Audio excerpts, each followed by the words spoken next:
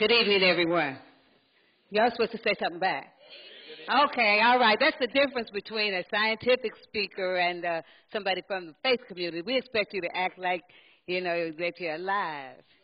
Okay? This is the day that the Lord has made. We shall rejoice and be glad in it. And that's the dimension that I was asked to bring to this conversation, this town hall meeting tonight. We've heard the science, we've heard the politics, we've heard the business side. And in these town hall meetings, we're trying to show that the whole of what we see as community has to come together if we're going to ever effectively make change that benefits the generations yet unborn. The National Council of Churches represents 35 Christian denominations. We work in interfaith coalitions, particularly on these issues related to the environment and global warming. The council is 55 years old, and I work in the Washington office as the Associate General Secretary for Justice and Advocacy, making sure that where there are issues that the church, Big C, synagogues, mosques, the groups that we work with closely, where we can speak with one voice, we do that in unity, that we try to steer away from those issues that divide us. There are enough of those. Even as believers, there are issues that keep us apart. But the issue of the environment and global warming and how to be better stewards of the earth is in that uniting phase of our work. If I were going to preach to you tonight, I would take a text.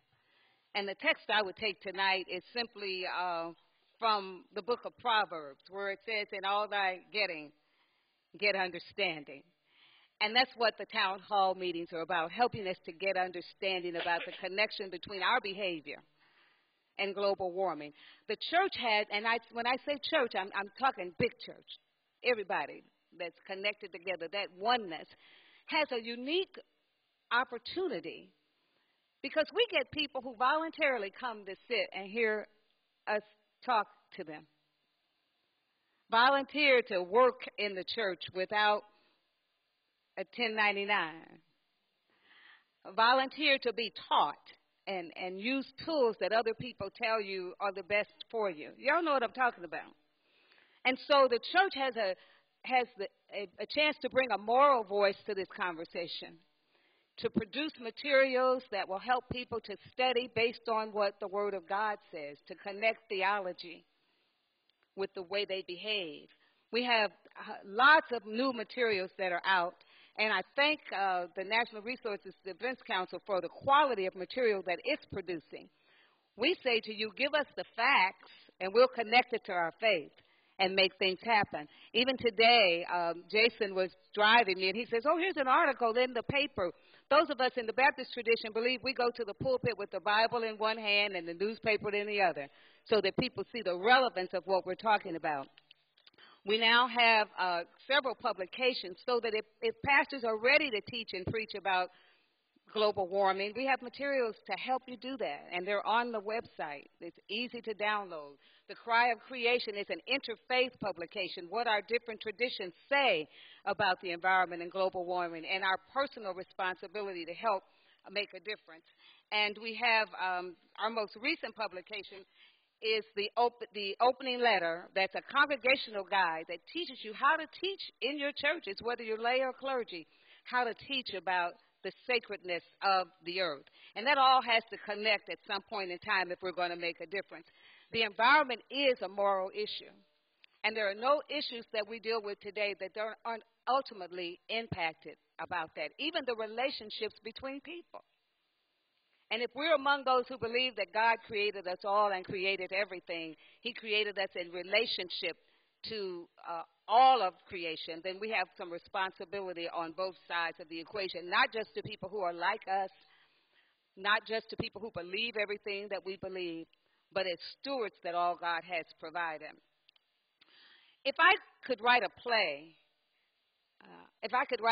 about global warming, I'd use the example of the old Christmas story, the Scrooge story. Anybody here that doesn't know? Some of y'all kind of young. Anybody in here that doesn't know the story of Scrooge? Oh, good. I don't see any hands. And so I would use that as my example. And each of us would be with the spirit of the environment, past, present, and future. And each of us would be asked the questions, what have we done that will make an impact on generations yet unborn? Some of us would be gnashing our teeth and crying and upset because we would look at behaviors that we had that deprived the world of its resources. We would look at things that we did that misused, that were wasteful. We would look at moments that we had a chance to change, even in little ways. Energy efficient light bulbs, smaller cars, cleaner fuels, voting for people who would do that. We would look at ways that we could have acted that we didn't. And so as a preacher, I just say to you, get the facts, connect it to your faith, and whatever your tradition is, use that to give you the courage to stand up and make some moral choices about what will help this world still be here when we're long gone. And we do it because our faith requires it of us. If you don't have all of the facts on your own, the experts are here, the websites are there, create your own blogs, and then talk to some of these young people who really do understand. And when it comes to the politics of it all, our next speaker will tell you how to engage that. But whatever you do, put the facts and faith together. Get wisdom, get understanding, and make them work together. So that when we look back, we'll be able to say we did the best that we could to treat the earth as a sacred place, not a place that we will destroy. Thank you.